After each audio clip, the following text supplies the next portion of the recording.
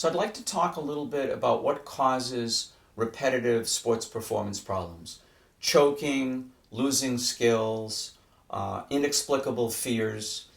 It's the diver who suddenly loses several dives, the gymnast who can't get herself to go backwards, skills that she'd been doing for months and even years. It's the catcher who can't throw the ball back to the pitcher, or an equestrian who suddenly freezes when they come up to a jump.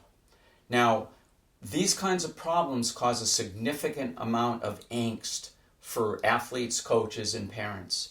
For the athlete, the problems come out of nowhere, seemingly.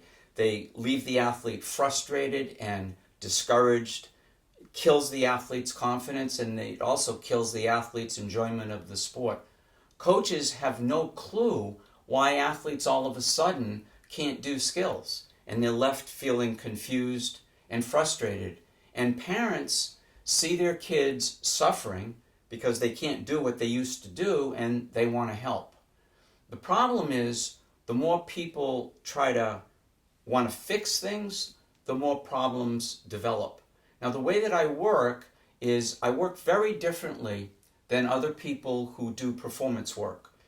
Traditional performance work takes these kinds of problems and focuses on sort of surface causes. The athlete's nervous, well, let's teach the athlete how to calm down under pressure. Or the athlete focuses on the wrong things or has negative thinking going on.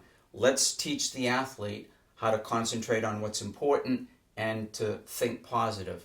And I think these skills are valuable and important for any athlete to have, but when it comes to these repetitive performance problems, through my experience, I've learned that those kinds of techniques just don't get the job done.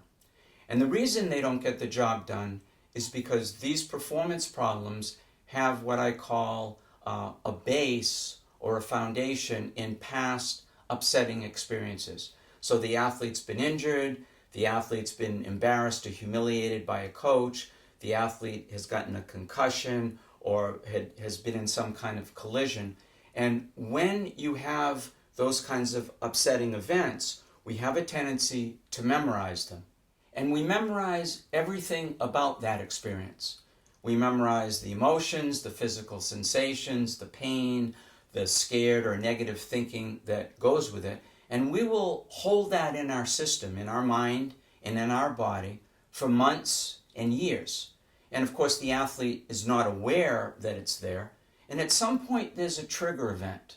And what I mean by this is there's another experience that the athlete has that is upsetting or in some way reminds them of the original experiences. That could be playing on the same field, playing in similar weather conditions. It could get triggered by the athlete being under more pressure. All of a sudden they have to move up to the next level, or they're trying to get the attention of college coaches because it's junior year and everybody knows how important junior year is.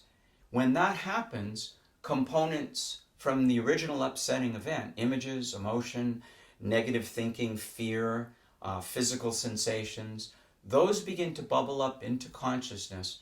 And what the athlete becomes aware of is not necessarily the old event, but they become aware of feeling unsafe inside.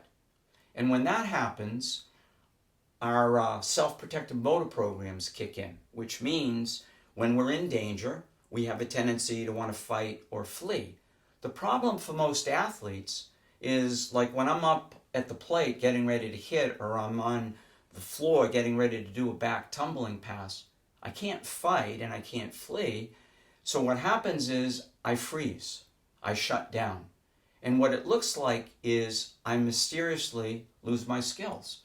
And what's really happened is the freeze response has kicked my trained performance skills offline temporarily because I'm not feeling safe inside. Now, this is a confusing situation for coaches and parents because they don't understand why their athlete, why their son or daughter isn't doing what they used to know how to do effortlessly. And I think it's really important to understand that athletes aren't in conscious control of this shutting down. They're not trying hard enough. They're not doing it because they don't care enough or they're trying to get attention. they literally have lost control over their body. And this creates a tremendous amount of frustration for coaches because they just don't understand why the athlete's struggling and they want them to perform the way they used to. It also creates a lot of pain and frustration for parents who really want to help. And it just seems that what the athlete tries to fix the problem, what coaches try, and what parents try just seems to make things worse. So the way I work with this is I teach athletes how to recognize when their system is getting what we call overactivated, they're getting anxious, and how to work with it in a way that calms them down enough so that their trained performance skills come back online. Now, if you're interested in learning more about my work with athletes who have repetitive sports performance problems, I hope you'll give me a call.